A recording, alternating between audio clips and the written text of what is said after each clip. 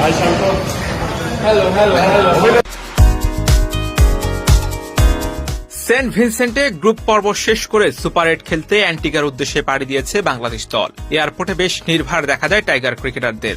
অবশ্য ফুরফুরে মেজাজে থাকার কথাই, কারণ গ্রুপ পর্বে যে 3টে ম্যাচ জয় পেয়েছে বাংলাদেশ। প্রিয় শিষ্য সৌম্য সরকারকে নিয়ে প্লেনে উঠেন গুরু চান্ডিকা হাতের সিংহে। টিকিট চেকিং কাউন্টারে সৌম্যর পেছনে দেখা যায় চান্ডিকাকে। মাঠের মতো মাঠের বাইরে যেন আগলে রেখেছেন প্রিয় ছাত্রকে। সাকিব, রিশাদ, মুস্তাফিজ, তানজিম সাকিবদের দেখা যায় একসঙ্গে। মোবাইলে কথা বলতে বলতে কাউন্টারে আসেন তানজিম। ক্যাপ্টেন শান্তর হাতে দেখা যায় 3টে পাসপোর্ট। সরকারের হাতে দেখা যায় একটা চিপসের জার। চিপস খেতে খেতে চিল মোড়ে নিশ্চয়ই ভ্রমণ করবেন তিনি। লিটনকে কাউন্টারের সামনে দেখে দাঁড়িয়ে পড়েন হাসান মাহমুদ। পরে লিটু ইশারা করে হাসানকে এগিয়ে যেতে বলেন। টিকিট দেখিয়ে হাসান চলে যান প্লেনে উঠতে। পবিত্র ঈদুল আজহার আনন্দ দ্বিগুণ করে 17 বছর পর টি-20 বিশ্বকাপের সুপার 8-এ পা রেখেছে বাংলাদেশ। আগে থেকে বাকি এক প্রতিযোগীর অপেক্ষায় ছিল 7টি দল।